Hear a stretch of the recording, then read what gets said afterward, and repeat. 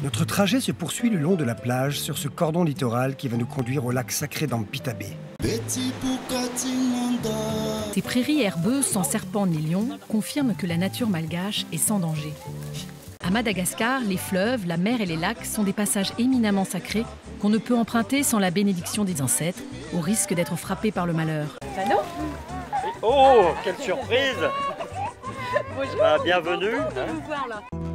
Jeannot est le chef de la 124e mission Armada. Nous avons déjà filmé la 116e mission de cette association de professionnels de santé bénévoles, il y a 16 mois, sur le fleuve Tsiribine de l'autre côté du pays.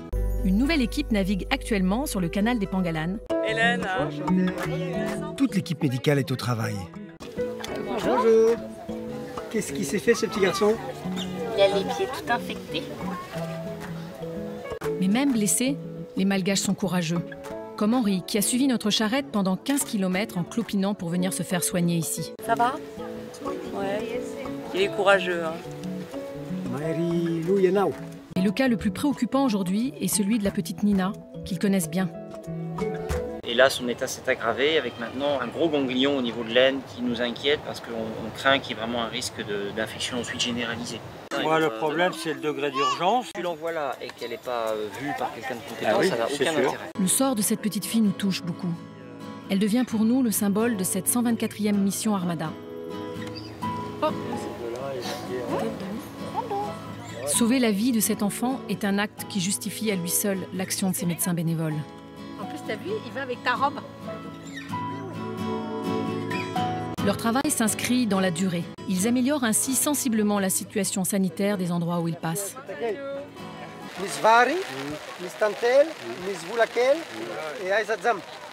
Aidés par les villageois, nous célébrons un fumba pour nous protéger des mauvais sorts.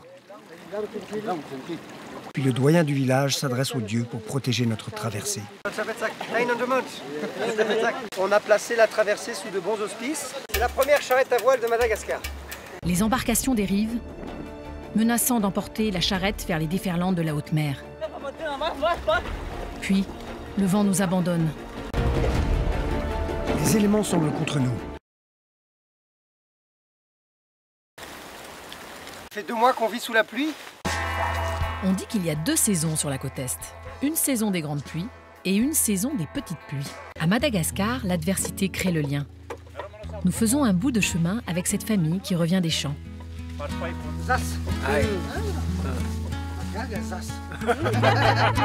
Pour quelques heures, nous sympathisons chaleureusement avec Isas, Josiane, Sylviance et le petit Roméo.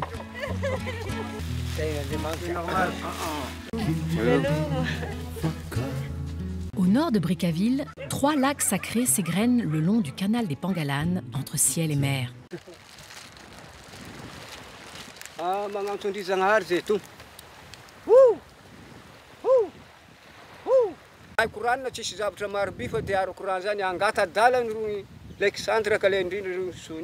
En espérant que les offrandes à la pierre sacrée nous protégeront, nous traversons la lagune à pied.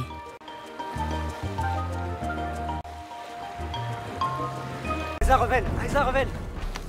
Bon, on a un zébu là qui est tombé dans un trou, il est en train de se tordre la patte. J'espère qu'une chose, c'est qu'elle n'est pas cassée. Si elle est cassée, on fait comment? On est mal.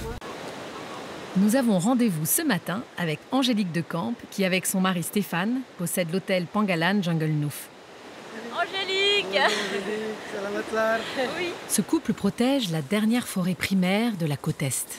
Alors on est arrivé sur les berges du lac Ampita-Baie, qui est notre 3e lac sacré, près du village d'Anjanukutch. Et on est avec le président Fuktan d'Anjanukutch, qui est aussi le guide de la forêt de Voéboul. Elle est malheureusement attaquée par les trafiquants de bois venus de Tamatave et commence à se dégrader.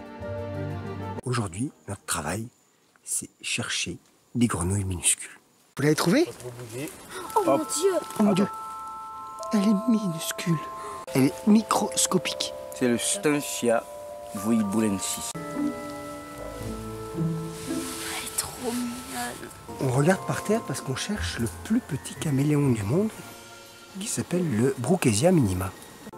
Je le vois pas, il est là. Ah oui.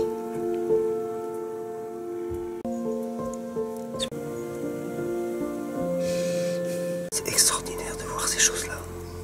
Alors après la forêt de Voïboul, on traverse le lac Amphitabé et on va rejoindre le Palmarium, qui est une réserve de lémuriens. C'est un lieu dédié au tourisme où des lémuriens ambassadeurs, habitués à la présence de l'homme, nous accueillent. Pour le plus grand bonheur de Phileï. Jamais, depuis le début de Madatrek, nous n'avions pu voir des lémuriens de si près.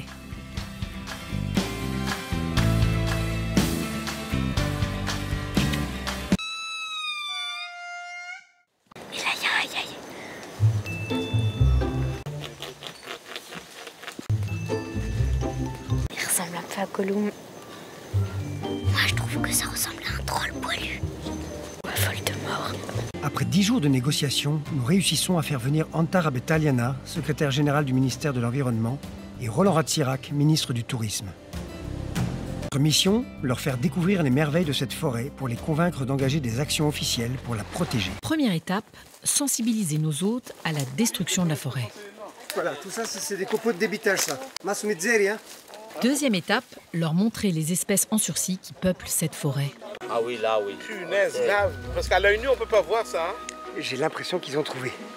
Le Stuntia pygmée, à côté de feuilles vertes, là. Voilà. Elle bouge là. Elle bouge. Oh, Voilà. Elle a sauté là.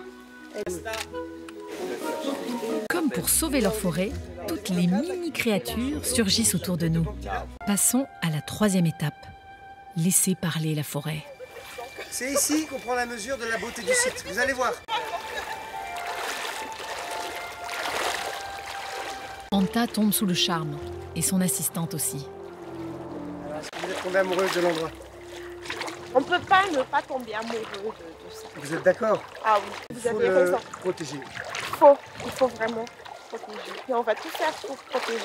Après cette visite, la forêt de Voïboul obtient le haut patronage du président de la République et une grande compagnie privée financera des projets sociaux au bénéfice des populations. Cette incroyable forêt de Voïboul semble être provisoirement sauvée.